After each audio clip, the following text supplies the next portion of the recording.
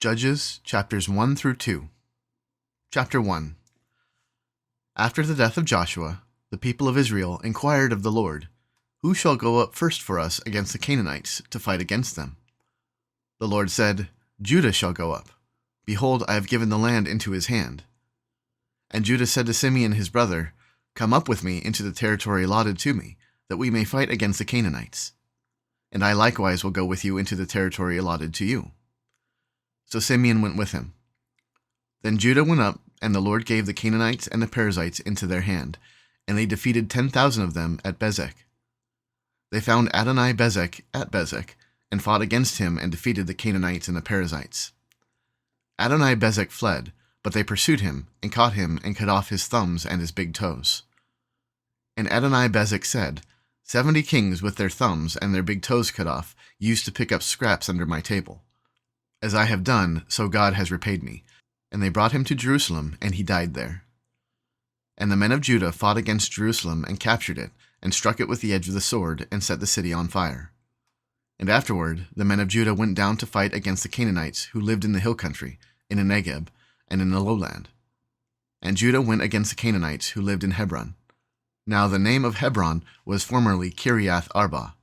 And they defeated Sheshai and Ahiman and Talmai. From there they went against the inhabitants of Debir. The name of Debir was formerly Kiriath Sefer. And Caleb said, "He who attacks Kiriath Sefer and captures it, I will give him Achsah my daughter for a wife." And Othniel, the son of Kenaz, Caleb's younger brother, captured it. And he gave him Achsah his daughter for a wife. When she came to him, she urged him to ask her father for a field. And she dismounted from her donkey, and Caleb said to her, "What do you want?" She said to him, "Give me a blessing. Since you have set me in the land of the Negeb, give me also springs of water." And Caleb gave her the upper springs and the lower springs. And the descendants of the Kenite, Moses' father-in-law, went up with the people of Judah, from the city of palms into the wilderness of Judah, which lies in the Negeb near Arad, and they went and settled with the people. And Judah went with Simeon his brother, and he defeated the Canaanites who inhabited Zephath, and devoted it to destruction. So the name of the city was called Hormah. Judah also captured Gaza with its territory, and Ashkelon with its territory, and Ekron with its territory. And the Lord was with Judah, and he took possession of the hill country, but he could not drive out the inhabitants of the plain, because they had chariots of iron. And Hebron was given to Caleb, as Moses had said, and he drove out from it the 3 sons of Anak. But the people of Benjamin did not drive out the Jebusites who lived in Jerusalem. So the Jebusites have lived with the people of Benjamin in Jerusalem to this day. The house of Joseph also went up against Bethel, and the Lord was with them. And the house of Joseph scouted out Bethel.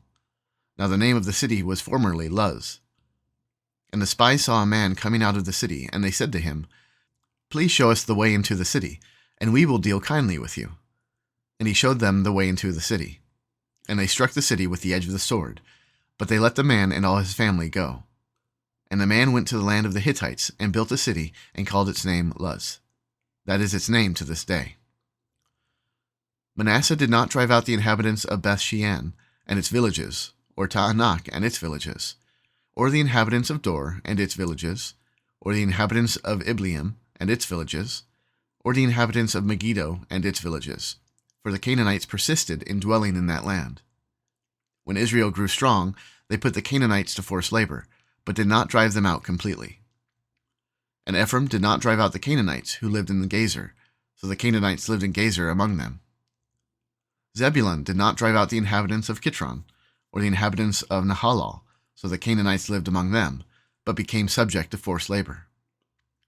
Asher did not drive out the inhabitants of Akko, or the inhabitants of Sidon, or of Elab, or of Akzib, or of Helbah, or of Aphik, or of Rehob. So the Asherites lived among the Canaanites, the inhabitants of the land, for they did not drive them out. Naphtali did not drive out the inhabitants of Beth-Shemesh, or the inhabitants of Beth-Anath, so they lived among the Canaanites, the inhabitants of the land. Nevertheless, the inhabitants of Beth-Shemesh and of Beth-Anath became subject to forced labor for them. The Amorites pressed the people of Dan back into the hill country, for they did not allow them to come down to the plain. The Amorites persisted in dwelling in Mount Heres, in Aijalon, and in Sha'al-Bim. But the hand of the house of Joseph rested heavily on them, and they became subject to forced labor. And the border of the Amorites ran from the ascent of Akrabim, from Selah and upward. Chapter 2. Now the angel of the Lord went up from Gilgal to Bochim, and he said, I brought you up from Egypt, and brought you into the land that I swore to give to your fathers. I said, I will never break my covenant with you, and you shall make no covenant with the inhabitants of this land. You shall break down their altars. But you have not obeyed my voice. What is this that you have done? So now I say, I will not drive them out before you, but they shall become thorns in your sides, and their gods shall be a snare to you. As soon as the angel of the Lord spoke these words to all the people of Israel, the people lifted up their voices and wept. And they called the name of that place Bochim, and they sacrificed there to the Lord. When Joshua dismissed the people of Israel went each to his inheritance to take possession of the land.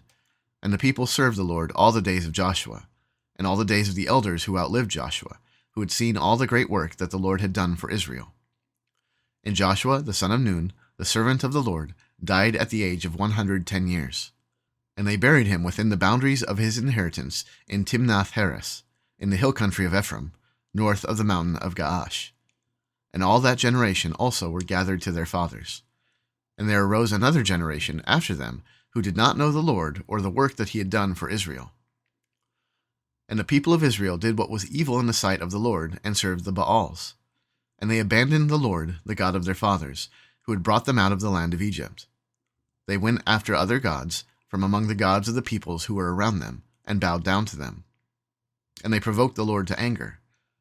They abandoned the Lord, and served the Baals and the Ashtaroth.